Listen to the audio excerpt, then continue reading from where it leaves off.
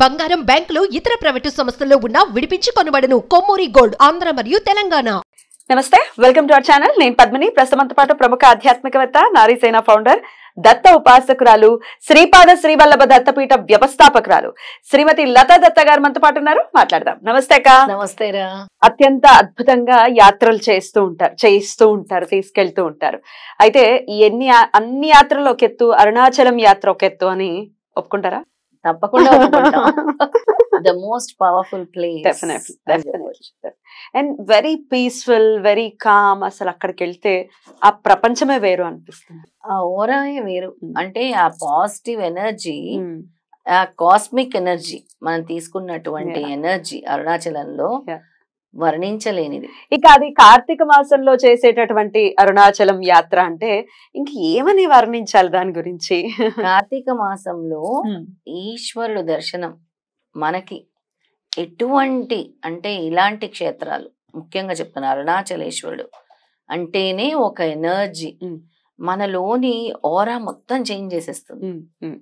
అంతెందుకు పద్మిని, తెలుసో తెలియకో ఒక సునకం కూడా కార్తీక మాసంలో ఒక ఈశ్వరాలయంలో తెలియక అక్కడ ఆ ఈశ్వరాలయంలోకి వెళ్ళి అక్కడ విభూతులు దొరికిన తర్వాత ఎలాంటి జన్మం ఎత్తింది, అది ఎలాంటి ప్రాప్తమైంది, శివైక్యం చెందింది. అలాంటి ప్రాప్తాన్ని మనకి ఈశ్వరుడు ఇస్తున్నాడు. ఇంకా అరుణాచలేశ్వరుని కార్తీక మాసంలో దర్శించడం అంటే వేల వేల జన్మల పుణ్య ఫలము. ఖచ్చితంగా. అలాగే మన మోక్షానికి, అంటే మన ముక్తికి మార్గం అని చెప్పుకోవాలి. ఇక ముక్తి అంటే ఈ మెటీరియలిస్టిక్ థింగ్స్ గురించి ఒకసారి మాట్లాడుకుంటే, కష్టాల నుంచి కూడా మనం ముక్తి పొందాలి కదా. దానికి కూడా స్వామి అనుగ్రహిస్తారు, అందులో ఎటువంటి సందేహం లేదు. ఇప్పుడు ముక్తి మోక్షం అంటే వెంటనే నీకేదో చివరిలో వచ్చేది ముక్తి మోక్షం కాదు. ఇప్పటి నుంచి కూడా ఒక్కొక్క విషయాన్ని నేను త్యజిస్తూ ఆ భవబంధాల్ని దాటి వేస్తూ, స్వామి కూడా సంసార సాగరంలో ఉండి వాటిని నువ్వు ప్రయాణం చేస్తూ భగవంతుడు స్మరణ చేస్తూ నీ జీవన విధానాన్ని ఏ విధంగా వెళ్లాలో సూచించారు తప్పించి వెంటనే ముక్తి మోక్షం అంటే అన్ని వదిలేసి కూర్చోమని చెప్పలేదు స్వామి ఏనాడు కూడా. వీటిని నువ్వు ఎలా అధిగమించాలి, ఈ ప్రక్రియని స్వామి మనకి తెలియచేస్తారు. అంటే ఒక్కొక్కసారి ఒక్కొక్క విధానాన్ని ఆయన మనకిస్తారు. ఒక్కసారి వెళ్ళి 10 కోరికలంటే స్వామి ఇవ్వడు, ఒక్కసారి వెళ్ళి ఒకటే ఇస్తాడు. సో నవంబర్ 22వ తారీఖున మనం యాత్ర అంటే హైదరాబాద్ నుంచి స్టార్ట్ అవుతుంది. 22వ తారీఖు ఈవినింగ్ సుమారు 4-5 ఆ టైంలో మనం స్టార్ట్ అవుతాం. అయితే అష్టమి నాడు అక్కడ ఉండబోతున్నాం, బహుళపక్ష అష్టమి నాడు, కార్తీక బహుళపక్ష అష్టమి. అయితే అనఘాష్టమి కూడా అరుణాచలంలో చేయించాలి అని సంకల్పించుకున్నారు. అవును, అనఘాష్టమి వ్రతం అరుణాచలంలో. అసలు ఇంకని ఏమి చెప్పలేము దీనికైతే, దీని గురించి ఒకసారి చెప్పండి అక్క.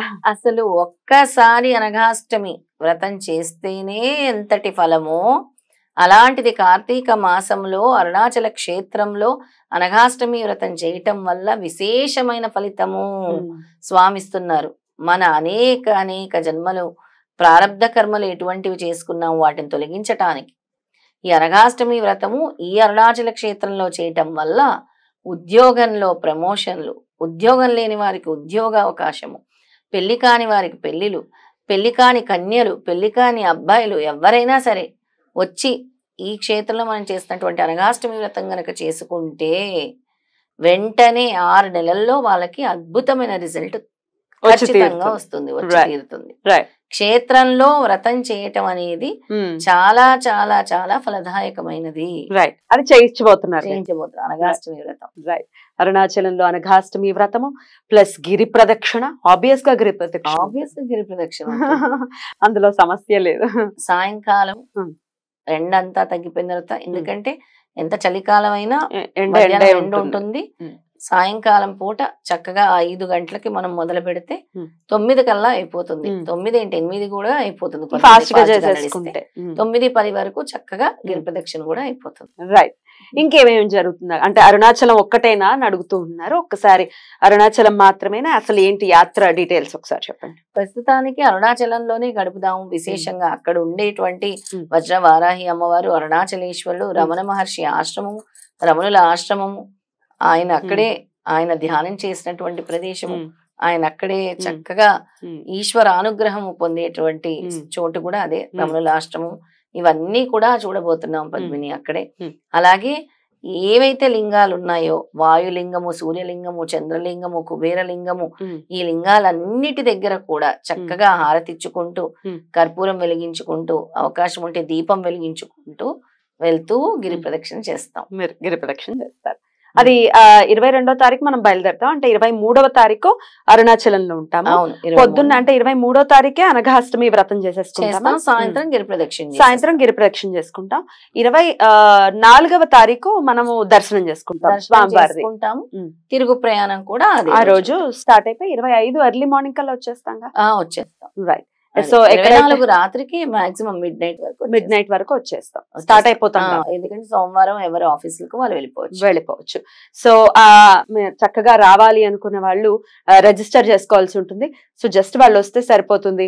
అకామిడేషన్ కానీ, ఫుడ్ కానీ, దర్శనాలు కానీ, ఈ అనఘాష్టమి వ్రతం కానీ అన్ని ఇంక్లూడెడ్ ఉంటాయి. రైట్, ఖచ్చితంగా రైట్.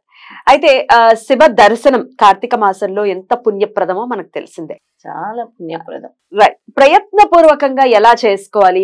ఏదో ఒకటి అడ్డొస్తోంది. కొంతమందికి వెళ్ళాలి అని అంటే వెళ్ళలేరు అసలు కదా, ఏదో ఒకటి ఆపేస్తూ అసలు నేను చెప్తూనే ఉంటారు. మేము ఎన్నో సంవత్సరాల నుంచి అరుణాచలం వెళ్దాం అనుకున్నాం, ఎన్నో సంవత్సరాల నుంచి కాశీ వెళ్దాం అనుకున్నాం, ఎన్నో సంవత్సరాల నుంచి గానగాపూర్ వెళ్దాం అనుకున్నాం, మాకు అవ్వట్లేదు, భగవంతుడు పర్మిషన్ ఇవ్వట్లేదు అనుకుంటారు.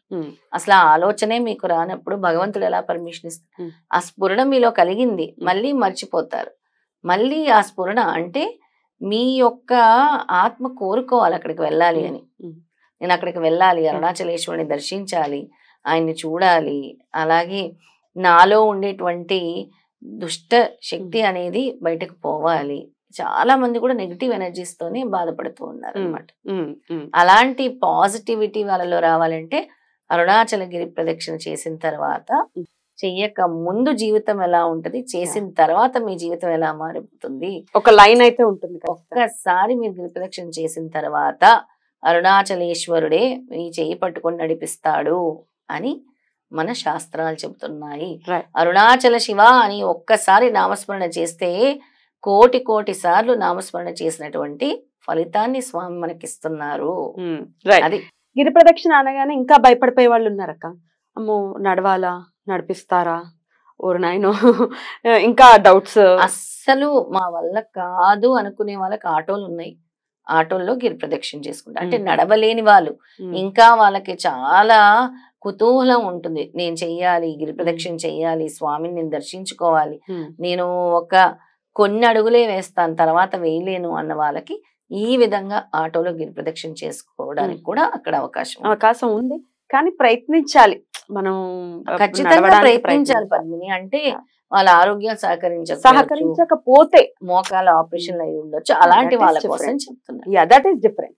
కానీ ఎంతో కొంత ఓపిక ఉంది, కానీ ముందే భయపడిపోకూడదు కదా, అస్సలు భయపడకూడదు. ముందే చెయ్యగలిగే శక్తి నాకు ప్రసాదించదండి ఈశ్వర అని కోరుకోవాలి. అసలు ఆ కొండ మొత్తం స్వామివారే, ఆయన మీద వదిలేయాలి అంతే భారం. కార్తీక దీపం వెలిగేటటువంటి మాసం ఇంకా కనపడుతూ అక్కడ కార్తికేయ దీపం అంటారు. ఆ దీపం కూడా ఇంకా వెలుగుతూ ఉంటుంది మనం వెళ్లే సమయానికి. మనం చెప్పుకున్నాము భరణి నక్షత్ర జ్వాలతోనే ఆ దీపాన్ని వెలిగిస్తారు. అవును అవును. ఆ కార్తీక దీపం వెలుగుతుంది, డిసెంబర్ వరకు వెలుగుతుంది. డిసెంబర్ వరకు వెలుగుతుంది. మన అది కూడా దర్శనం చేసుకోవచ్చు, మన అదృష్టం నిజంగా చాలా అద్భుతం అక్క. ఈ యాత్ర ఎప్పట్లాగే సఫలీకృతం అవ్వాలి. ఎవరెవరికైతే ఈశ్వరానుగ్రహం ఉందో వాళ్ళు ఖచ్చితంగా వస్తారు, అందులో ఎటువంటి సందేహం లేదు.